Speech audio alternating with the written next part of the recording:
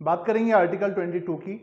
भारतीय संविधान के अनुच्छेद 22 में कुछ दशाओं में गिरफ्तारी से संरक्षण की बात की गई है।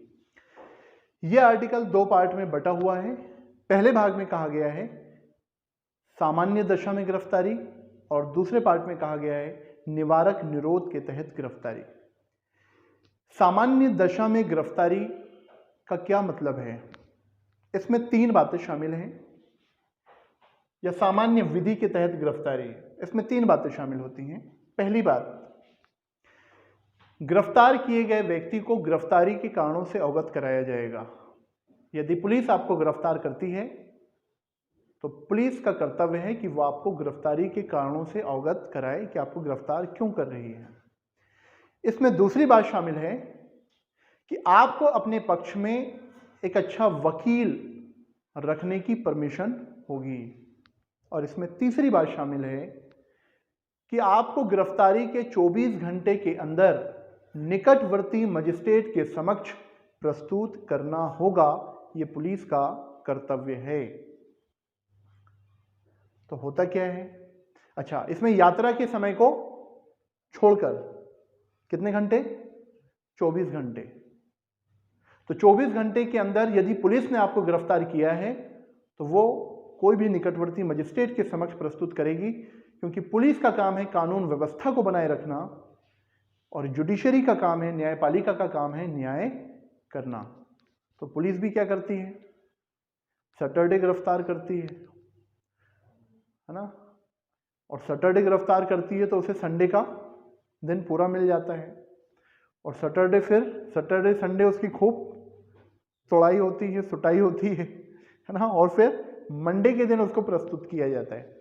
खैर, ये बात समझ में आ गई आपको? सामान्य विधि के तहत गिरफ्तारी से संरक्षण, ये सामान्य नागरिकों के लिए बात की गई है। देश के आम नागरिकों के लिए बात की गई है यदि वो कोई अपराध करते हैं या पुलिस ने गिरफ्तार किया है। तो आर्टिकल 21 में हमने देखा था प्राण की स्वतंत्रता, जीवन की स्वतंत्रता। इसी को आगे बढ़ाया हुआ है कि आर्टिकल 22 में आपको प्राण के साथ साथ कुछ छूट भी मिली हुई है। कुछ दशाओं में गिरफ्तारी से आपको संरक्षण भी मिला हुआ है। तो उसमें पहली बात जो मैंने आपको बताई, सामान्य विधि के तहत संरक्षण। इसमें तीन बातें मैं फिर से बोल रहा हूं। पहली बात कि यदि पुलिस आपको गिरफ्तार करती है तो गिरफ्तारी के कारणों से आपको अवगत कराया जाएगा। दूसरी बात, आपको अपने पक्ष में एक अच्छा वकील रखने की अनुमति होगी। आप एक वकील अपने पक्ष में रख सकते हैं जो कोर्ट में आपका पक्ष रखेगा। और तीसरी बात कि 24 घंटे के अंदर पुलिस आपको निकटवर्ती मजिस्ट्रेट के समक्ष प्रस्तुत करेगी। ये देखा हमने सामान्य विधि के तहत गिरफ्तारी से। का जो दूसरा पार्ट है उसमें निवारक निरोध के तहत गिरफ्तारी की बात की गई है। पहला पक्ष जो हमने देखा था सामान्य विधि के तहत गिरफ्तारी, ये केवल ये बात देश के नागरिकों पर लागू होती है। ये शत्रु देश के नागरिकों पर ये बात लागू नहीं होती। और जो दूसरी बात है निवारक निरोध के तहत गिरफ्तारी से संरक्षण, ये शत्रु देश के नागरिकों पर लागू होती है। इसका मतलब समझ लीजिए, अपराध मात्र का संदेह होने पर किसी भी व्यक्ति को अपराध करने से पहले गिरफ्तार कर लिया जाएगा। यह कानून उन लोगों के लिए लागू है जो लोग देश विरोधी गतिविधियों में संलिप्त होते हैं, जो असामाजिक तत्व हैं या जो देश को खतरा पहुंचा सकते हैं। ऐसे लोगों के लिए हमारे संविधान में अनुच्छेद 22 में निवारक निरोध की व्यवस्था की गई है।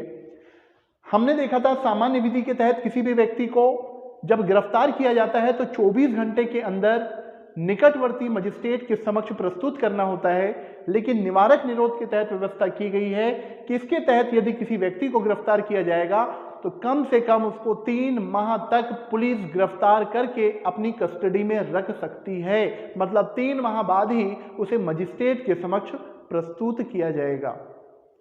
इसके अलावा ये जो निवारक निरोध का कानून है, आपको बता दें पूरे विश्व में भारत ही एकमात्र ऐसा देश है जहां पर सामान्य परिस्थितियों में भी हमेशा लागू होता है, जबकि विश्व के अन्य देशों में केवल आपातकाल के समय ही यह कानून इंप्लीमेंट किया जाता है।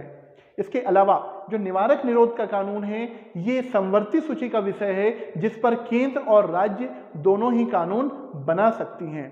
निवारक निरोध के तहत हमारे देश में बहुत सारे कानून बनाए गए हैं।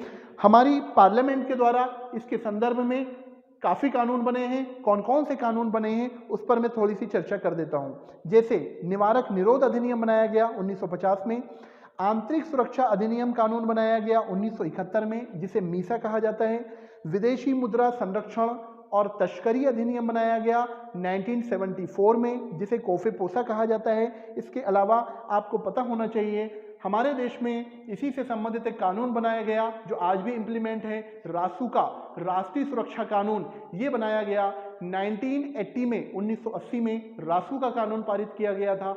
इसके अलावा रासुका कानून देश विरोधी गतिविधियों में संलिप्त होने पर लागू होता है। इसके अलावा 1985 में टाडा कानून बनाया गया था। आपको पता होना चाहिए संजय दत्त की जो गिरफ्तारी हुई थी, टाडा आर्म्स एक्ट के तहत उनकी गिरफ्तारी की गई थी जिसमें उन्हें 6 साल की सज़ा दी गई थी। हालांकि बाद में 1 साल उनकी सज़ा कम करके 5 साल कर दिया गया था।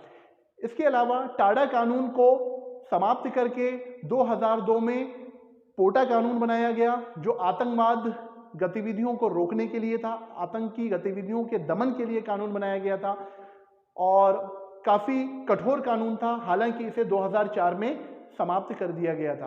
तो हमारी पार्लियामेंट के द्वारा निवारक निरोध के तहत देश में देश विरोधी गतिविधियों में संलिप्त लोगों को नियंत्रित करने के लिए, अपराधियों को दंडित करने के लिए बहुत से कानून बनाए गए हैं। तो मुझे लगता है आपको आर्टिकल 22 में जो कुछ दशाओं में गिरफ्तारी से संरक्षण का प्रावधान किया गया है, इसमें 2 भाग हैं, 2 पक्ष हैं। पहला पक्ष है सामान्य विधि के तहत गिरफ्तारी और दूसरा निवारक निरोध के तहत गिरफ्तारी। तो मुझे लगता है कि दोनों प्रोविजन आपको बहुत अच्छे से समझ में आ गए होंगे। तो आज के लिए इतना ही, मिलते हैं फिर किसी और आर्टिकल के साथ। Thank you.